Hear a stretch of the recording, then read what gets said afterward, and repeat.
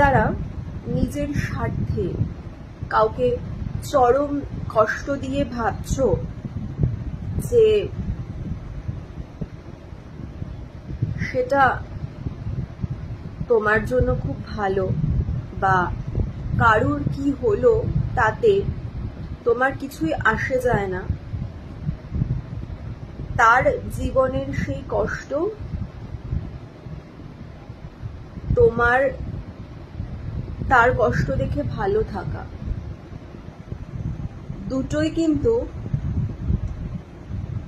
এ ধরনের মানুষদের জীবনে, মানে যারা অন্যকে খারাপ দেখে বা অন্যের দুর্বলতার সুযোগ নিয়ে নিজেদের খুব সুখী বলে মনে করে,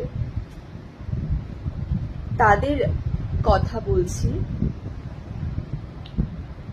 তাদের জীবনে সেই সুখ কিন্তু চরম অভিশাপ হয়ে নেমে আসে।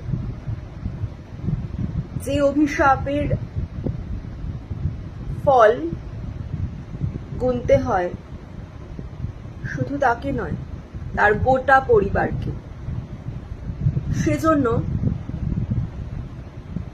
কোনো অবহেলিত মানুষকে অত্যাচার করার আগে, কারুর দুর্বলতার সুযোগ নিয়ে তাকে যন্ত্রণা দেওয়ার আগে, নিজেকে মহান ভেবে কারুর কষ্ট দেখে হাসার আগে 10 বার নয় 100 বার ভাবুন, কারণ সব কিছু 10 গুণ হয়ে ফিরে আসে।